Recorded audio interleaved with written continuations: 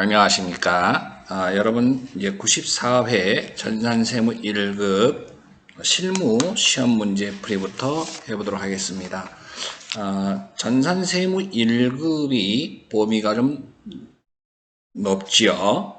여러분, 그 실무 시험이 회사가 2개다 보니까 시간이 상당히 많이 걸리고, 그래서 일단은 나는 여러분들에게 답을 먼저 이렇게 보여주면서 같이 빨리 하기 위해서 답을 입력까지 해놓은 상태입니다. 그래서 여러분들에게 설명을 빨리 하고 한 번에 그냥 끝내를 봤으면 좋겠다는 생각이 들어서 1시간 조금 더 걸릴지 모르겠습니다. 자, 일단은 회사부터 940 회사 변경을 먼저 하시기 바랍니다. 940 회사 940이 맞는지를 먼저 보셔야 합니다. NCCOM이라고 되어 있고요. 그 다음에 1번 문제부터 곧바로 갑니다. 시용품 사용해보고 좋으면 구매하세요 그랬는데 12개의 구매 의사 표시를 했다는 거예요. 12개의 구매 의사 표시를 통보받았다. 그러면 통보를 받았으니까 우리는 매출로 봐야 되겠다. 증빙을 봤더니 현금 영수증이 있네요. 현금 영수증이 있다는 얘기는 매입 매출 전표로 가야 되겠다라는 생각이 들지요. 그리고 여기서는 여러분 납품하고 제품을 매출하고 그러니까 현금 영수증으로 받았다. 그래서 보통임 통장으로 입금된 내역입니다. 그럼 1월 31일로 곧바로 가보도록 하겠습니다. 1월 31일 매입 매출 전표로 가야 되겠네요. 매입 매출 전표 클릭하시고요. 자, 1월 31일 그러면 자, 여러분 현금 과세 여기가 제품 하도 빨리 하려고 제품이라고 써놨는데 제품이라고 써야 되겠죠. 자, 이 현금 과세나 신용카드는 부가세를 포함한 금액으로 입력하면 되지요. 여러분 더 이상 이것은 설명 안 해도 되죠. 예, 현금 영수증이고 보통입금 이건 넘어가도 되겠습니다. 예, 다음 이것은 22번 현금 과세고요. 다음 두 번째 문제 봅니다. 두 번째는 사채를 발행했습니다. 주식을 발행한 것처럼 사채를 발행할 때에도 액면가로 대변의 사채 날짜를 2월 12일로 곧바로 갑니다. 2월 12일 날 가시고요. 차변에 대변부터 할까요? 대변에 여기는 입력이 안 돼 있네. 입력이 안 돼 있다니 매입 매출 전표를 열었죠. 당황했습니다. 예, 매입을 입력을 해 놓은 줄 알았는데 입력이 안 돼서 자, 여기 가보시니까 2월 12일 날 그렇죠. 사채를 2천만 원이라고 사채 2천만 원 돼 있어요. 그리고 여러분 내가 지금 돈 받은 것은 2,100만 원에 발행해가지고 보통임 통장에 2,100만 원이 들어왔어요. 차변에 2,100만 원.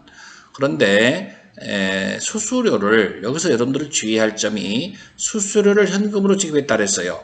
그러면 현금 지급한 거 80만 원 이렇게 써놓으시고 이 수수료를 별도로 수수료 비용 이런 식으로 회계 처리하면 안 된다는 거죠. 어디서 차감이 되냐면 사채 할증 발행 차금이나 사채 할인 발행 차금에서 가감 조정해야 합니다.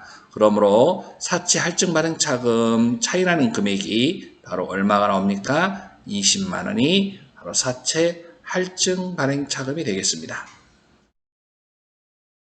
다음 문제 3번 보면 외국인 근로자를 위해서 출국 만기보험에 가입했습니다. 여러분 이것은 외국인 근로자를 퇴직금을 지급하기 위한 보험이죠. 그래서 외부기관에다가 보험회사에다가 예치한다. 이것은 외국인 근로자들을 위해서 퇴직금을 위해서 지급을 위해서 외부기관에다 예치한 거죠. 퇴직보험 예치금. 다같이 영어가 퇴직보험 예치금입니다. 120만 원을 보통임 통장에서 이체했죠. 외국인이 이제 퇴직할 때에는 퇴직보험 예치금이 정리가 되면서 우리가 지급하면 되겠죠.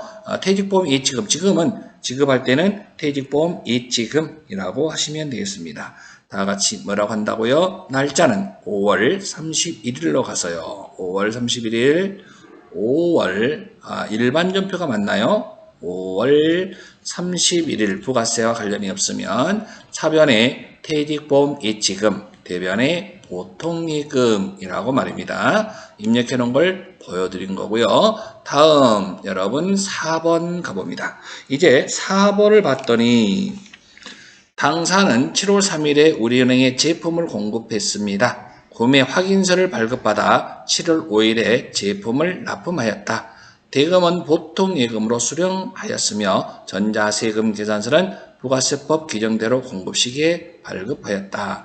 구매 확인서를 발급했어요. 7월 5일 날 구매 확인서를 발급했으면 다 같이 우리는 영세라고 해야겠는데 7월 5일 날 매입 매출 전표를 가서 7월 5일로 갑니다. 7월 5일 날.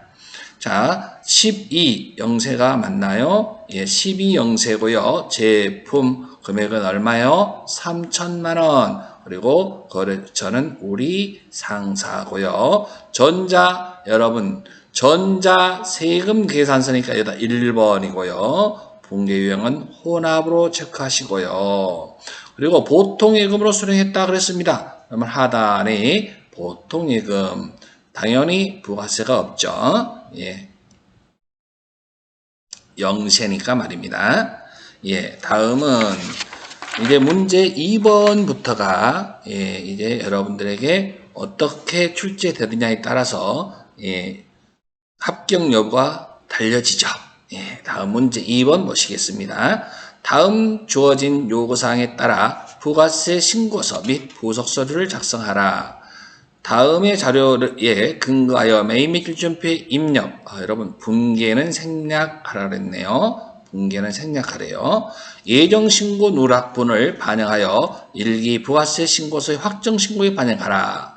부가세 부속서류 작성은 생략한다. 가산세 계산 시 적용 미납일수는 91일로 가정하고 일반 과소신고다. 일반 과소신고.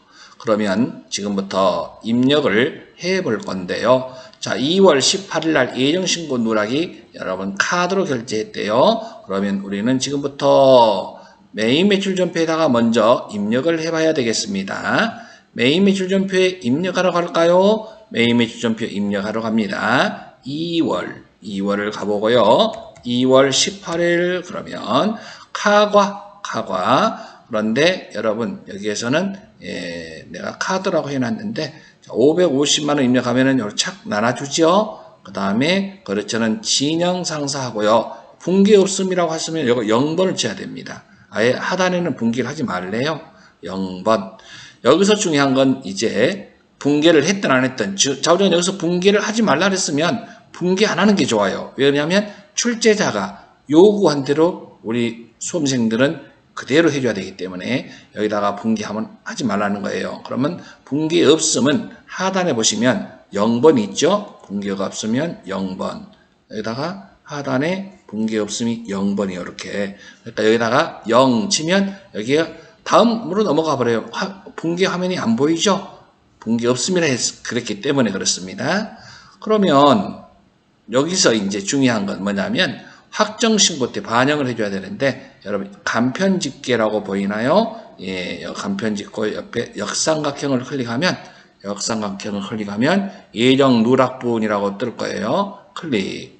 그리고 2020년 확정신고 시작하는 날 일기 확정신고 시작하는 날 4월 1일 하고 확인 눌러주면 여러분 이렇게 매출 누락이라고 보일 거예요.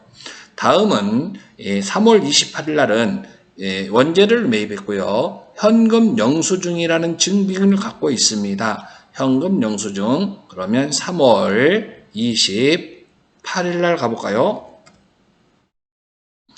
현금 과세, 매입과 관련된 현금 과세죠. 원재료 250만원, 그 다음에 사무상사 하고 여기도 분계가 없다 그러면 0번으로 하라고요.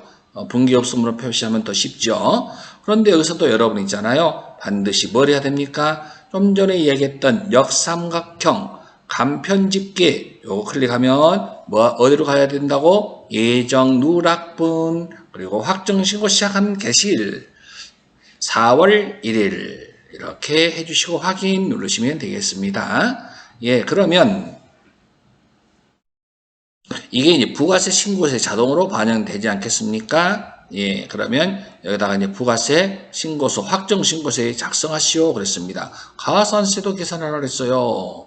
그러면 여러분 잠깐만요. 확정 신고를 열어보면 일기 확정 신고 한번 열어볼게요. 일기 확정 신고. 그럼 확정 신고는 부가세 신고서를 열어봐야 되겠죠. 부가세 신고서, 부가가치를 클릭하고요. 부가세 신고서 클릭.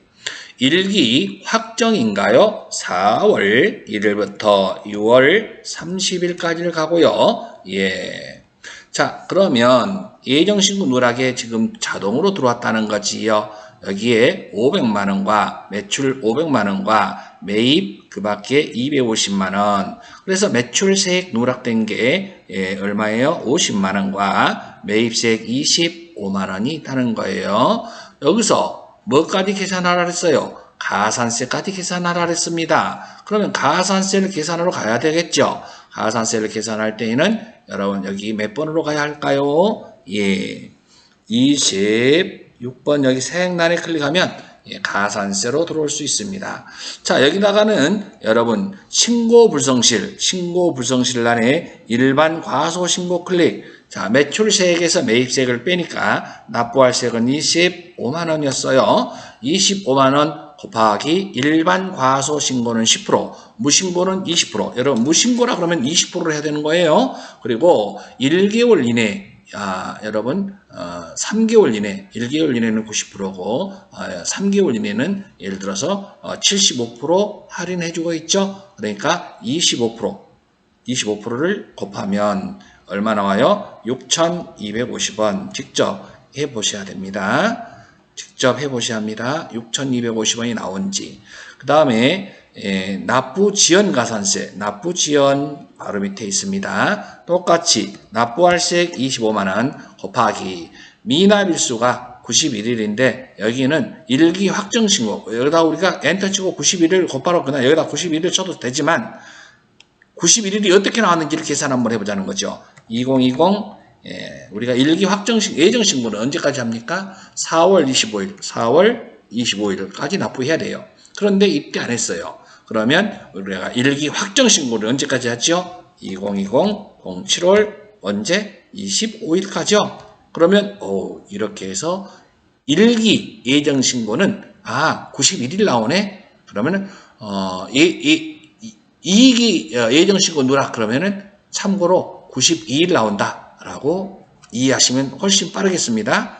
그래서 어떻게 됐든 여기는 91일 주어졌으니까 91일을 곱해서 계산하면 되겠습니다. 이렇게 그러면 5,687원이라는 금액이 주어집니다. 자, 여기서 자동으로 계산이 된다는 게 편리하죠. 그러나 우리는 이거 수기로 할 수 있어야 합니다. 25만원 곱하기 만분의 2.5 곱하기 91일 2.5로 개정된 건 알고 계시죠 여러분? 예.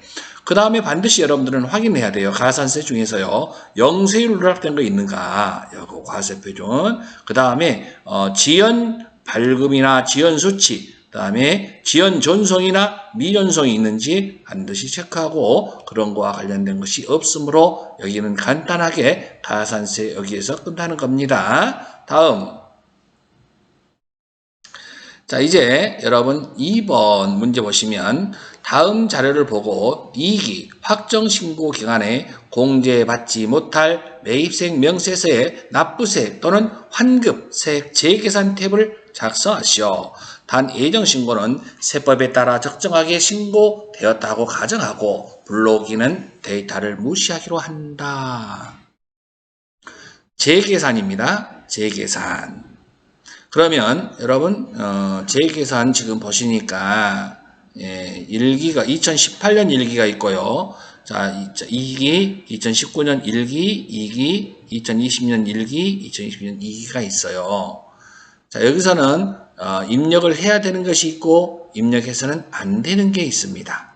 그래서 여러분들이 감가율이 어떻게 되는가를 먼저 봐야 돼요. 자, 그러면 저장은 반드시 여러분 해주셔야 되겠죠. 이렇게 저장을 해주고 여기서는 지금 메뉴가 재계산 탭으로 가야 된다는 거죠.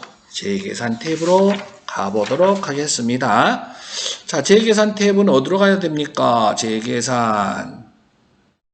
공제받지 못할 매입생 명세서고요. 이익이 확정으로 갑니다. 10월부터 12월로 가고 있습니다. 예.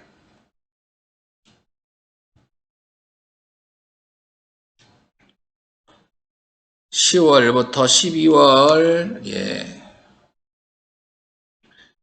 자, 여기에서 보면 자, 재계산 탭으로 이제 들어왔어요. 자, 제일 먼저 하나를 봅니다. 건물이라 그랬어요.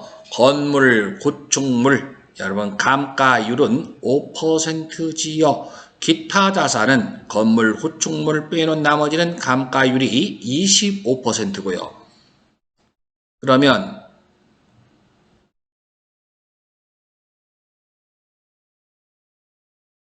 건물이죠. 이게 건물. 건물은 자, 이것이 지금 1억 5천, 매입세액이 지금 공통 매입세액이 1억 5천이에요. 매입세액 1억 5천 입력했어요. 그 다음에 여러분 여기에 이제 재계산 되냐 안 되냐 문제인데, 요 건물은 여러분 참고로 여러분 지금 감가율이 5%라고 그랬어요. 여기다 좀 설명이 좀 필요할 것 같아서. 자, 건물은 감가율이 5%라고 그랬어요. 건물 구축물은 감가율이 5%라고 그랬어요. 감가율이 5%. 감가율이 5%. 5%면, 여러분, 5%면, 곱하기 경과된 과세기간의 수가 20. 그러면 5에다가 20을 곱하면 100% 나오죠. 20기.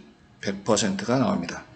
그러니까, 여러분, 20기가 되려면, 여러분, 10년이 경과되면, 이거는 재계산 대상이 아니에요.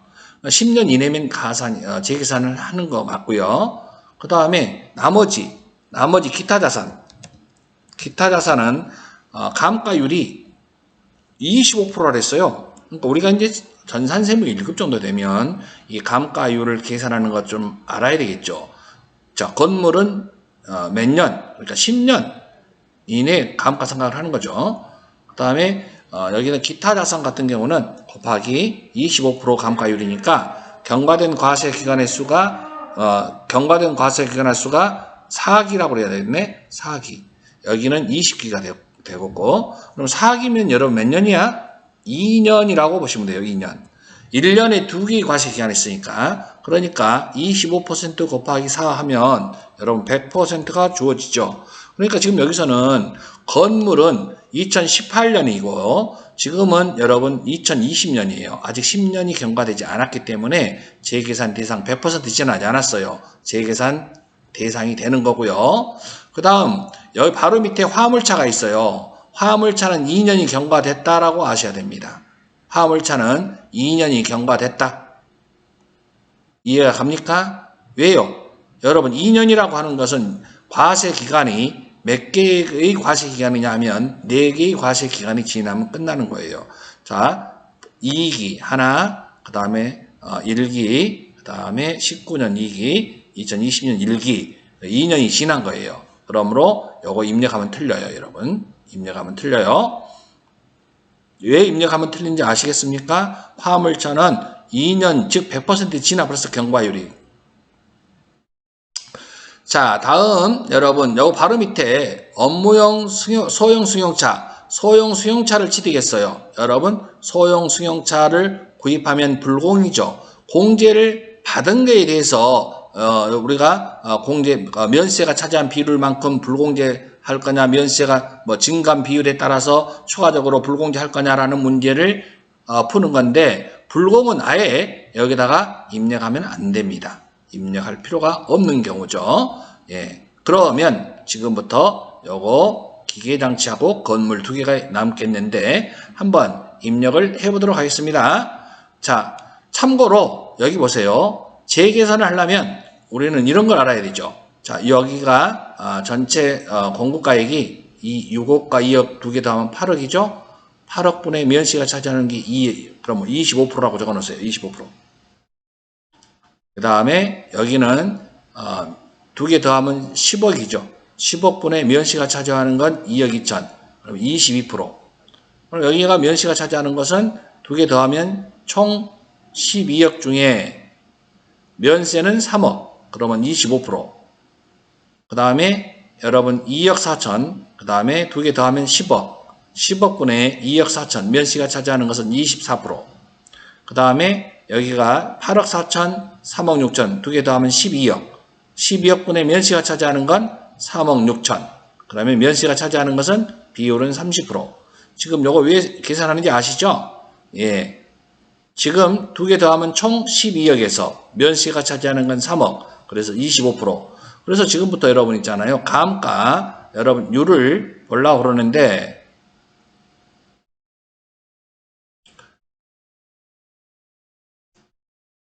자, 여러분.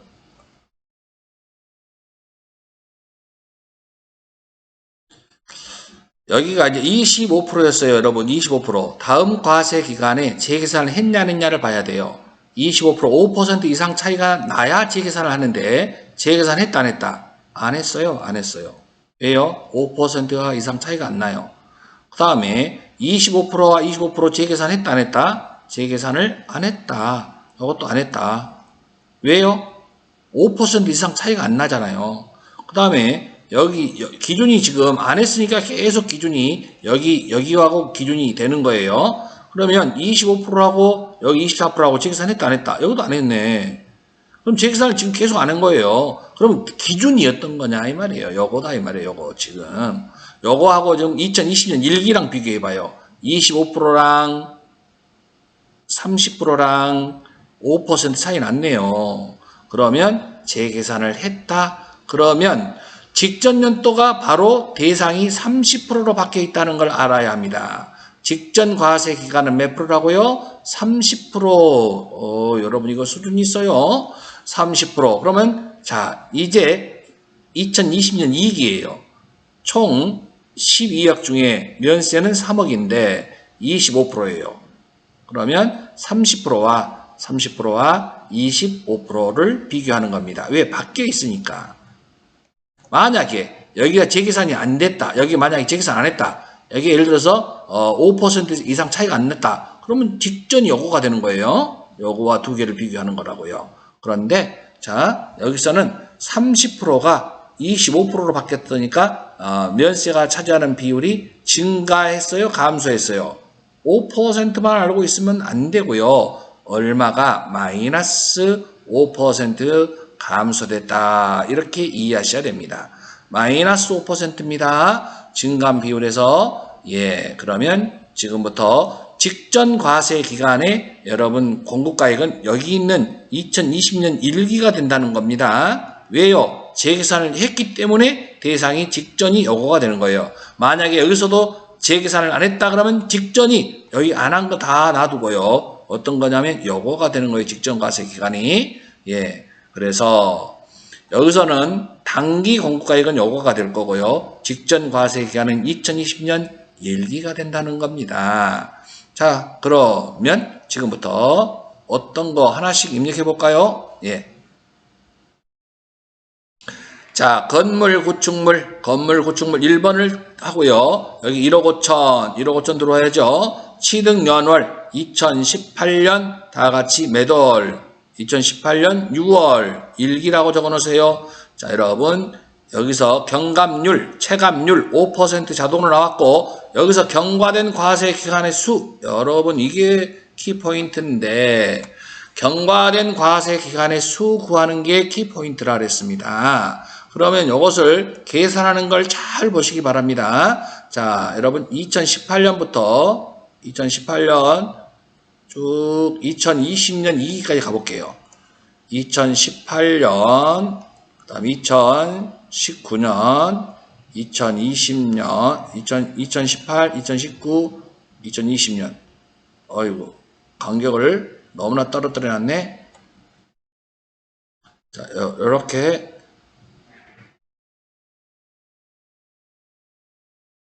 조그맣게 여기다가 가운데를 이렇게 1기, 2기 이렇게 나오자. 자, 여기가 18년, 18이라고 써놓을게요. 18년, 여기는 19년, 여기는 20년, 2020년이에요. 자, 여기는 1기고요. 여기는 2기, 여기는 또 2기 과세기간씩 있으니까요. 여기도 1기, 2기 이렇게 있습니다. 그럼 경과된 과세기간의 수를 구하려면 키포인트가 요건데, 자, 건물 지금 1기 6월달에 취득했어요. 여러분 6월달이면 1기 여기 어디에 속하지요? 그러면 1기 처음 시작한 날 갖고 가요. 1기 처음 시작한 날 여기다가 색칠해 놓으세요. 여기서부터 자 2기 확정신고죠. 2기 1기가 있고요. 2기 처음 시작하는 날 2기 처음 시작하는 날 여기다가 갖다 놔요. 처음 시작한 날로 다 갖다 놔요. 그러면 지금부터 6개월이 하나의 과세 기간이 경과된 거거든요. 지금부터 쉬어보자. 하나, 둘, 셋, 넷, 다섯. 경과된 과세 기간의 수는 그래서 5가 되는 겁니다. 여러분 이거 할 수 있겠나요? 예. 자, 처음 시작한 날을 갖다 놓고 과세 기간 시작하는 날을 갖다 놓고 이걸 시기만 하면 되는데요. 예, 더 이상 안 해도 되겠죠? 경과된 과세 기간의 수 5. 그러면 그 다음에 단기 총 공급가액은 좀 전에 말씀드렸던 것처럼 요거예요. 요거. 자, 2개 더하면 12억. 12억이 들어가고요. 그 다음에 여기가 얼마라고요? 3억. 네, 여기를 조금 더 늘려볼까요? 3억. 예, 단기 거. 그 다음에 직전 과세 기간 요 2개 더하면 12억. 12억 분의 면세가 차지하는 건 얼마예요? 3억 6천. 3억 6천. 그러면 증감 비율이 5%가 나오죠. 마이너스 5%. 마이너스 5%. 자, 마이너스 5%고요. 그 다음에 여러분, 자, 여기 보니까 마이너스 떴죠? 불공이 아니다. 더 공제 받아야 된다. 이런 얘기입니다. 자, 마이너스가 떴으니까. 자, 다음 두 번째는 어떤 거냐?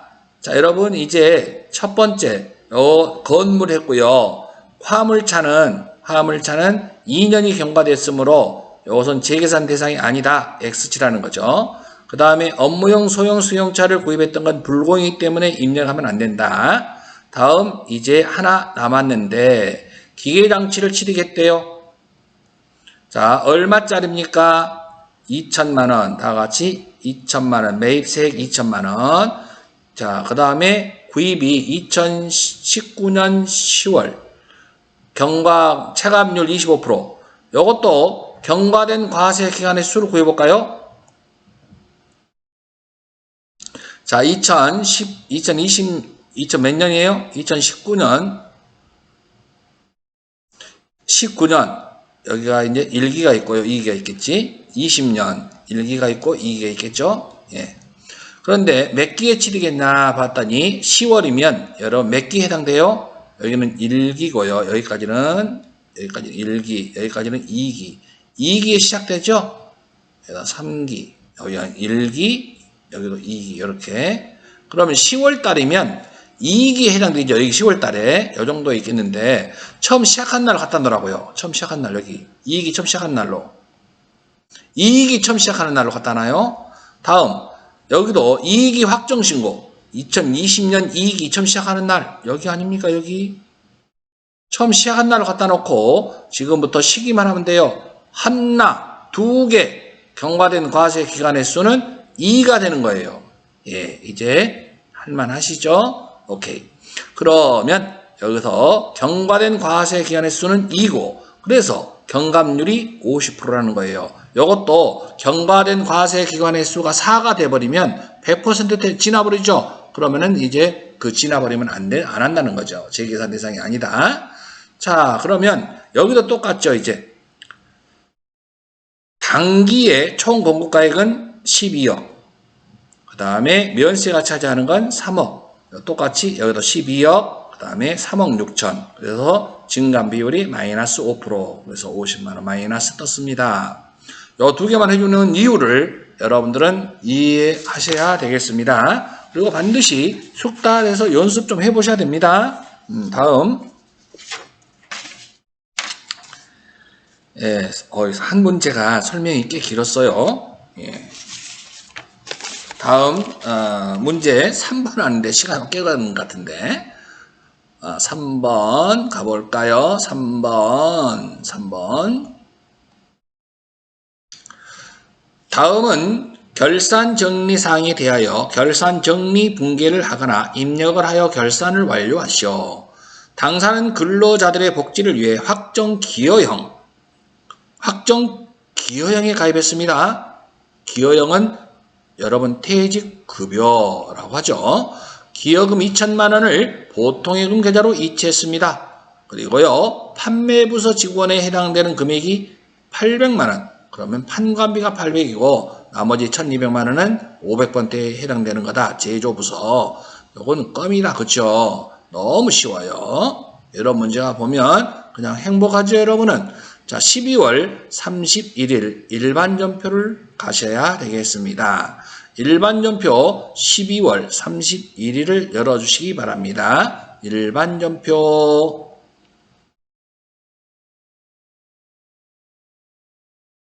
12월 31일을 가시면 차변에 퇴직급여 800번대 800만 원이고요. 퇴직급여가 500번대가 1200만 원이고요. 대변에 보통예금은 2천만 원 이렇게 하면 되겠습니다. 예, 다음 넘어갈게요. 다음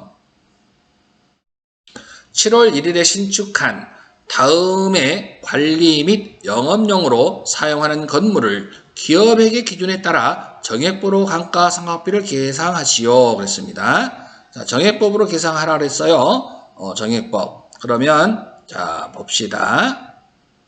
정액법으로 계산을 하면 내용연수는 20년, 내용연수분의 취득원가 마이너스 잔존가액인데 잔존가액은 지금 나와 있지가 않지요? 그러면 여러분 자 취득세 포함시키고요. 포함, 건축허가비용, 여러분 취득가액과 취득세, 건축허가비용, 매입할 때 들어가는 제환비용들은 다 해당 자산에 포함한다.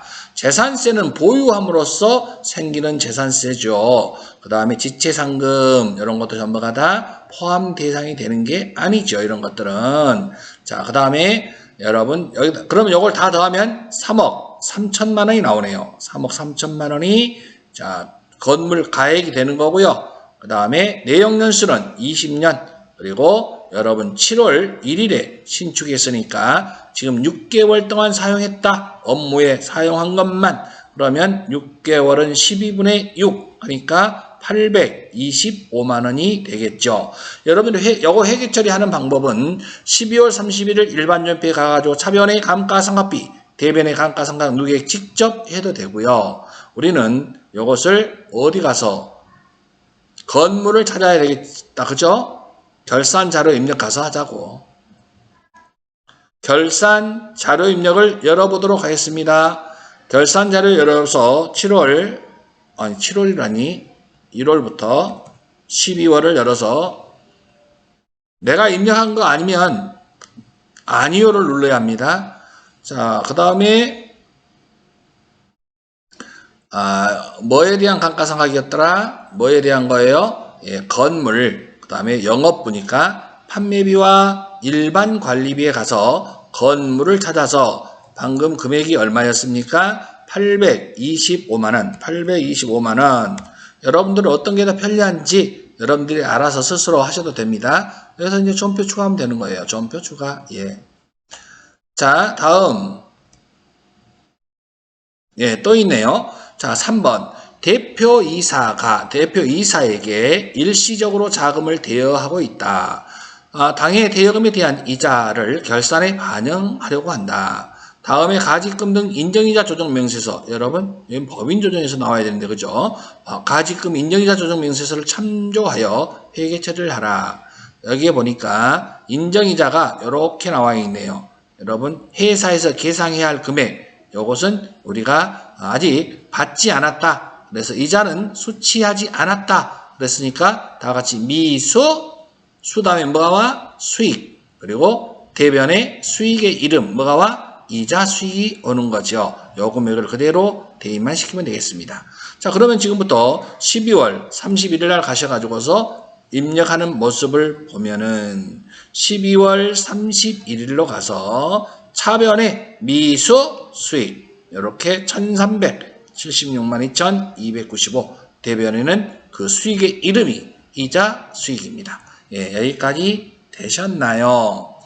다음 4번 보시면 기말 재고자산 실지 조사 결과 금액은 다음과 같으며 재고 수불부 확인 중 도착지 인도 조건으로 판매한 운송 중인 제품.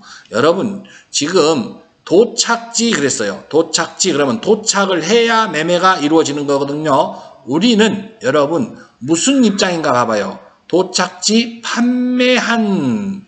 지금 우리가 매입이에요? 판매예요? 판매라 그랬어요. 아직 팔렸어요? 안 팔렸어요? 아직 안 팔렸어요. 그러면 지금 운송 중에 있는 거죠. 아직 이거 누구 거예요? 내 거예요. 이거 내 거. 내 거라고 적어놨어요. 내 거. 아직 안 팔렸다는 거죠. 왜요? 도착 아직 안 했다니까요. 도착을 아직 안 했으니까 내 거라고요. 그러면 지금 요게 제품입니다. 제품이 내 거가 2천만 원 있고 눈에 보이는 내 창고에 보이는 게 2,500만 원 있고 저 태평양 한가운데 떠 있는데 그거 누구 거라고요? 내 거라고요. 내 재고자산에 포함돼야 돼요. 이 두 개를 플러스 시킴으로 인해서 제품 가격은 4,500만 원으로 입력을 해주셔야 한다는 겁니다. 그러면 지금부터 입력하러 갈까요? 자, 입력하러 갑니다. 자, 여러분 여기다가 원재료 클릭하고요. 1,500만 원을 입력하면 되겠지요. 제공품은 쭉 내려보면요. 제공품에다가 클릭하시고 3,000만 원 그리고 제품에다가 클릭하고 2,500만 원. 뭐라고? 2,500만 원이 아니라 그랬죠? 4,500만 원이라고 해야 합니다. 요 2,500만 원은 여러분 생각 좀 해야 됩니다. 2,500만 원 아니에요. 생각 좀 하라고 빨간색으로 좀 칠해 놓을게요. 자, 2,500만 원이 아니라 4,500만 원으로 입력을 해 주셔야 됩니다. 그리고 여러분들 마지막에 전표 추가 반드시 해 주셔야 됩니다. 전표 추가 반드시 해 주셔야 됩니다. 전표 추가. 예. 자, 다음 이제 문제 4번 들어갈 건데요. 문제 4번은 원천징수와 관련된 다음 물음에 답하라. 다음은 사무관리직인 김태원 씨의 연말정산 자료이다. 연말정산 추가자료 입력상의 소득세, 부양가족, 연말정산 입력을 작성하시오. 단 가능한 모든 공제를 김태원 씨가 받고자 한다. 김태원 씨가 여러분 연간 총급여 직전 근무지가 있어요. 그 다음에 당사 입사한 지가 NC컴이네요. NC컴. 자, 그러면 우리가 좀 연말정산 추가자료 입력 메뉴로 가봐야 하겠습니다. 연말정산 추가자료 입력에 여러분 소득명세, 부양가족, 연말정산 다 입력하라 그랬습니다. 그러면 입력을 하려면 연말정산으로 가봐야 되겠는데요. 연말정산 가보도록 하겠습니다. 원천징수 가시고요. 원천징수 연말정산 추가자료 입력을 클릭하시기 바랍니다. 그리고 여러분 지금 여기에서는 연말정산 자료를 F2 눌러서 여러분들은 여기다가 F2 눌러서 불러오면 돼요. 이렇게 해서 김태원 씨를 불러왔고 자 이제는 뭘 할 거냐면 소득명세 탭을 눌러봐요. 첫 번째 탭을 누르면 정전이라고 입력할 수 있는 칸이 떠요. 그러면 중봉, 주식회사 중봉, 그 다음에 여러분 여기다 사업자 등록번호, 그 다음에 급여기간 1월 1일부터 11월 30일까지 여러분 여기는 연간 총급여를 입력해야 되겠죠. 연간 총급여액 5,500만원 이렇게 말입니다. 그 다음에 여러분 여기다 이제 건강보험료라든가 밑으로 내려가야 되겠죠. 여기서 건강보험료, 그 다음에 장기요양, 고용보험, 국민연금, 그 다음에 소득세, 소득세가 결정세액을 입력하는 거죠. 25만 8천 원은 지방소득세고요. 이렇게 입력을 했고 그 다음에 여기는 입력이 되어 있을 거예요, 여러분. NC컴 여러분 여기다가는 그대로 입력이 되어 있을 거고 입력이 안 되어 있다면 500만 원 입력하면 되죠, 뭐. 그대로 써주고 안 되어 있을 수가 없지. 다음 됐습니다. 자, 이제 여기 사원이 끝났고 이제 뭐 할 차례입니까? 가족 등록, 가족사를 등록해야 하는데 부치는 김진석, 부치는 여러분 부동산 임대 소득이 있네요. 2,400만 원, 필요경비 1,500만 원. 여러분 필요경비가 빼주면 소득 금액이 100만 원이 초과되므로 기본이 안 된 아버지입니다. 기본이 안 됐어요. 소득 금액 100만 원이 넘어요. 그 다음에 모치는 이명순 씨고요. 장애인, 복지법상 장애인에 해당된다. 장애인이니까 여러분 어디에 해당됩니까? 예. 추가 공제 대상자라는 걸 말씀드립니다. 그 다음에 장남은 김찬원, 예, 24세니까 나이 때문에 기본이 안 된 장남이고요. 예, 그러면 곧바로 입력하러 가도 되겠습니까? 부양가족 탭을 눌러서요. 김태원 본인이고요. 자, 배우자가 이진실, 배우자 공제 받을 수 있죠? 그 다음에 아버지는 김진석 아버지는 공제 받을 수 없으니까 그러므로 추가도 공제 받을 수 없어요. 그 다음에 어머니는 76세인데 어머니가 76세. 여러분 76세인데 경로우대 받을 수 있지 않나요? 장애인도 받고 경로우대도 받을 수 있습니다. 예, 경로우대 장애인 복지법이라고 1번을 선택해주고 70세 이상이면 경로로 추가 공제 받을 수 있잖아요. 여러분 여기다가는 60세 이상으로 기본 공제가 되는 거고요. 그 다음에 여기는 장애인 공제로 되는 겁니다. 여기도 장애인으로 입력하는 경우가 있는데 여러분 나이가 조건이 안 맞아서 부로 되거나 그럴 때 장애인 나이를 안 따지잖아요. 그럴 때 여기다가 장애인을 하는 거예요. 그럴 때 여기다가는 60세 이상 됐으니까 조건에 맞죠? 그러니까 조건에 맞으니까 60세 이상이라 하고 그 다음에 경로 우대까지 체크가 돼야 됩니다.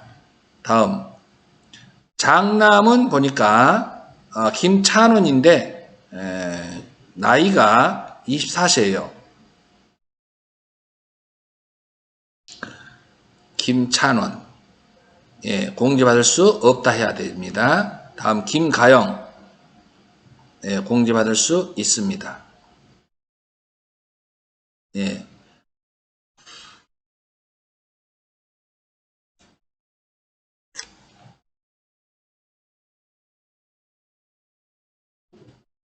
여기 보세요. 이 어머니가 경로우대로 공제받을 수 있다라고 체크, 그렇죠. 되어 있어야죠. 예, 맞습니다.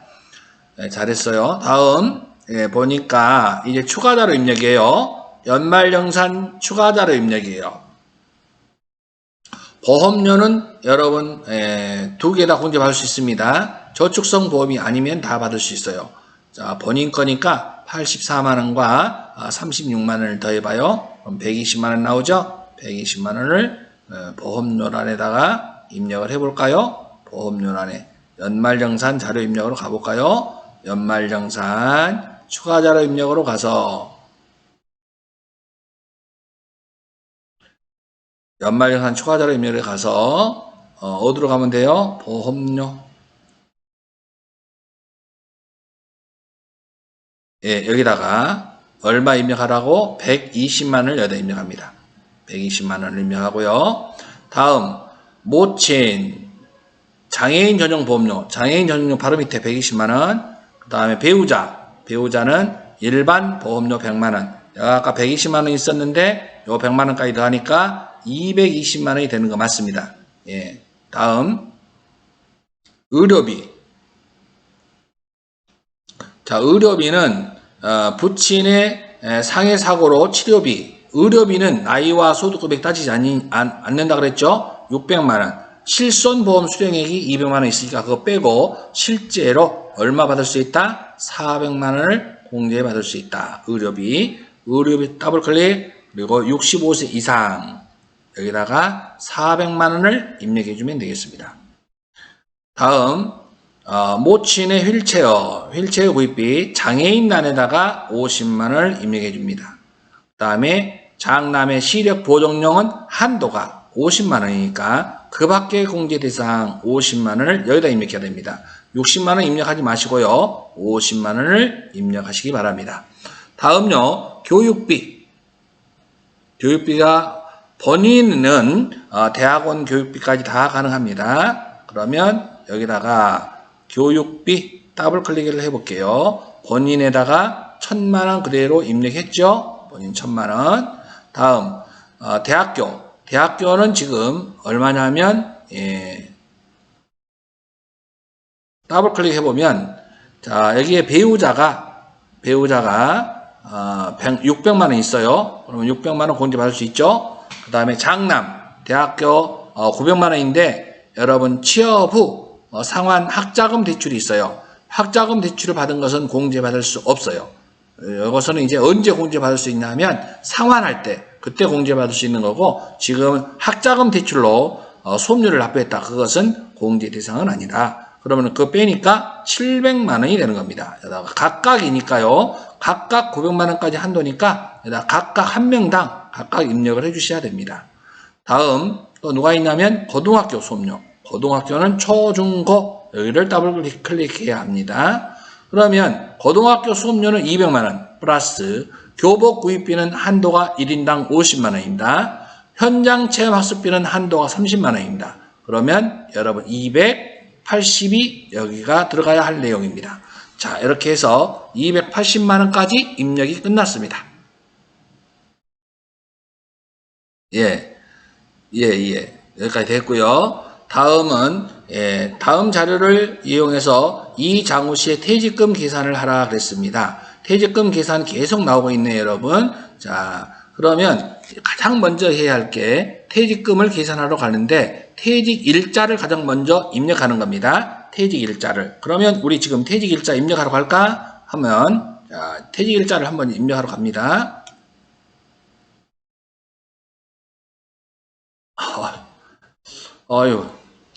상당히 시간이 걸리네. 여러분 법인조정까지 한 방에 하려 했더니 너무 힘들어서 안 되겠어요. 요거까지 얼른 하고 조금 쉬었다가 해야 될 것 같아. 상당한데.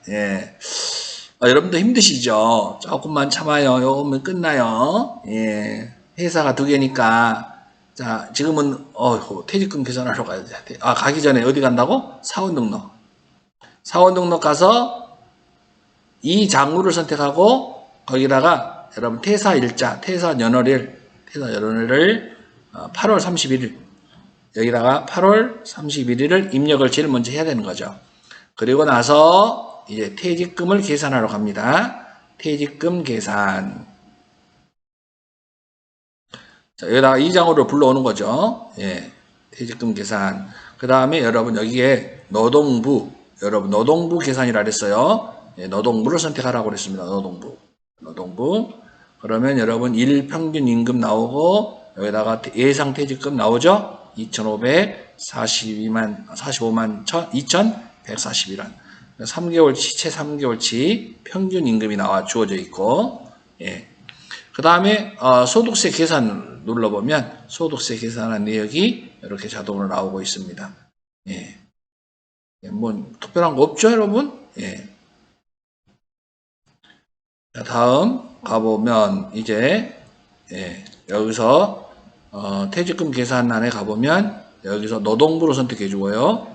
노동부. 그러면 자동으로 평균 임금이 나오고 그 다음에 퇴직소득 자료 입력.